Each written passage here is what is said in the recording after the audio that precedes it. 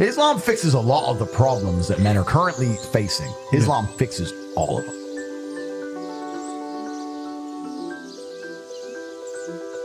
I think it's the last religion on the planet. So if it's the last true religion on the planet, then it has to be the correct one. And I'm not a Muslim, but if I had to bet on one religion as if I were betting on the stock market for the future, you have to bet on Islam. Because Muslims are intolerant. And I'm not saying that disrespectfully.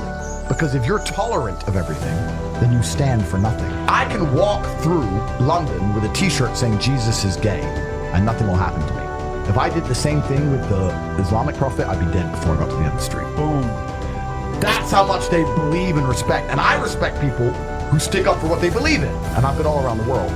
Some of the best countries in the world today are the first world Muslim nations. Yeah. You can go to Qatar, you can fall asleep with $1 million on your lap in the middle of the street. Nothing's gonna happen. Saudi Arabia as You well. can go to Saudi, nothing will happen. You can go to Dubai, UAE, nothing's They gonna leave happen. their cars parked with the keys inside. It's so safe. Women, everyone's married. Every woman obeys her husband. Every single woman has 4, 5, 6 kids. Big families. All the things we're talking about, all the problems we have here, right? They've got none of that. None of it. Because of Islam. Women have big families. Women are exceptionally happy to do so. Society is functioning. Their population is growing, because in most Western countries, the population is declining. So we have population problems in the West. They have none of the population problems. Society starts at the smallest possible group. You have families, and families make a street, and that street makes a village, and that village makes a town, that town makes a city, and that city makes a country. So if it's broken at the very fundamental level, if this family level is broken, then it's broken the whole way up. Yep. And that's what's happened in the West. And the first world Islamic countries have none of those problems. So if you're going to talk about a belief system that fixes issues, you need to go to Islam. Even though I wouldn't identify as Muslim, I have absolute respect for the ideology, respect for the mentality, respect for the warrior aspect of it.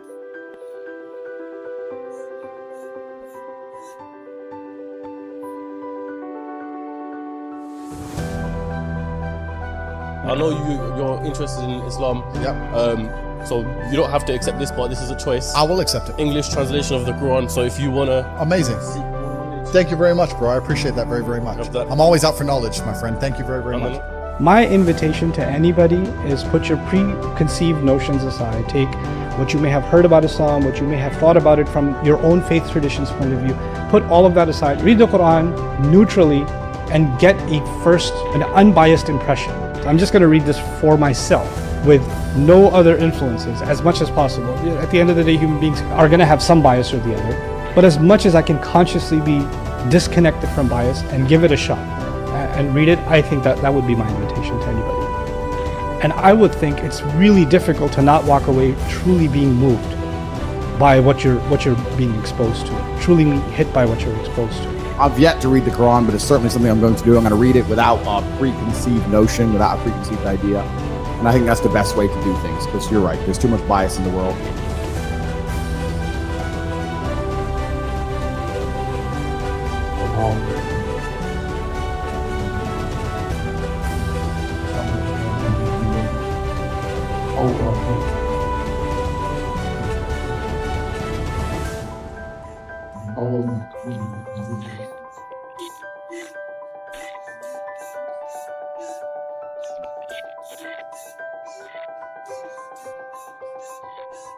This is all haram. This is haram, bro. This is haram. Wait, are you Muslim? Let me tell I'm Muslim, yeah.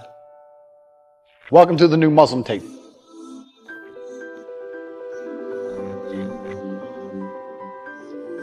I was born in a Christian country. I was raised as a Christian, and I've always been very respectful of Islam, and it's become more and more obvious to me and more pertinent that Islam is the last religion on the planet. I feel like there's no other religion. People say to me, why did you convert? I said, I don't really feel it as a conversion. It's almost like I knew God was real and now I've become religious. And also, Islam very closely reflects my personal beliefs. Through my personal life, I've learned that if you don't have standards and you're not a strong person who's prepared to defend his ideas, you will be crushed. God to me is something to be feared. God to me is someone that people are afraid to mock. God to me is someone that you have to go out of your way to prove something to. God to me has red lines. Like, God to me represents the Islamic faith. The Christian God, to me, I don't see God. To me, it was the only logical choice in the end. There was a time when I was atheistic. And the reason I am now so absolutely certain that God is real is because I've seen evil. I've seen shaitan.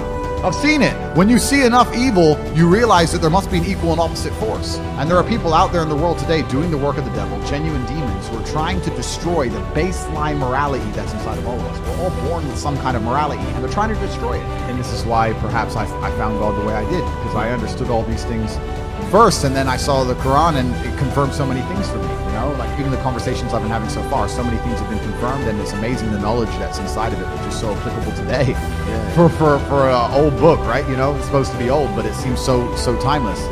But it's truly amazing. I think when you have negative experiences, and I'm talking about truly negative experiences, I've had a few where you come close to losing your life, or you meet other people who come close to losing their lives. Nobody's an atheist at the end, my friend. Atheists stop being atheists quickly when the game gets real. So all of us innately understand in God. The most atheist man alive will pray if he really needs help. And also, if we're going to talk about happiness, we're here to be happy and we're here to enjoy ourselves. It's through God that you're happy and enjoy yourself. It's not through that black hole of hedonism. It's not through endless and supercars and booze. And it's not those things. You can find any man who goes down that hole and tell me, are they happy? The answer is no. Who's the man who's happiest?